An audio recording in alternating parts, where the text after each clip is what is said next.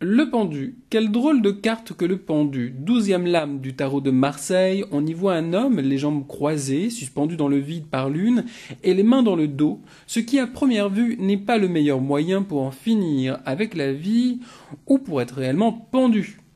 On peut d'ailleurs se demander dans quel but et surtout comment cet homme s'est retrouvé dans cette posture.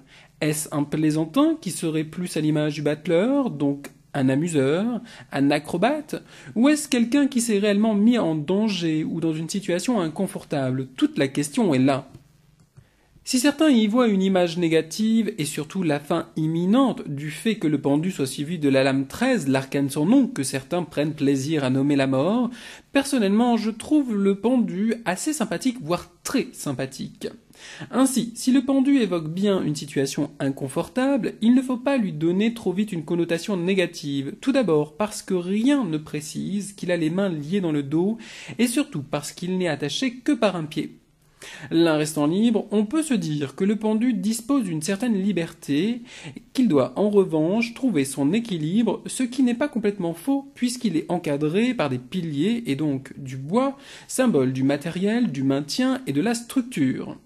On peut donc en déduire que le pendu est un peu entre deux mondes, deux émotions, deux situations. Il est à la fois attaché à et détaché de, cela dans tous les domaines. Ce qui serait assez exact puisqu'en numérologie, le 12 est une représentation de la valeur 1, l'indépendance, l'individualité, et du 2, le lien, le couple, l'association. Il faut aussi noter que le fait que le pendu ait la tête à l'envers lui fait voir le monde sous un autre angle.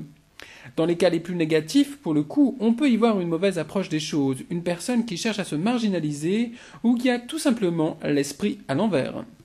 Dans une idée plus pratique, on peut voir au travers du pendu un acrobate qui, pour exercer son art, aurait besoin de concentration, d'efforts quotidiens et donc d'un entraînement rigoureux afin de pouvoir pratiquer son activité dans les meilleures conditions. Si on regarde un peu plus près cette carte et si on la retourne, le croisement des jambes nous laisse deviner la représentation de Jupiter, qui est plutôt un symbole d'expansion, de croissance, de voyage, de guide, mais aussi d'ouverture.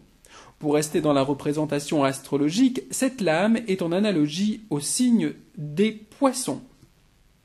Sur un plan purement numérologique, la réduction du chiffre 12 correspond au 3, et donc à la création, à la notion d'idée, d'habileté, d'adaptation, d'agilité, mais aussi de communication et de déplacement.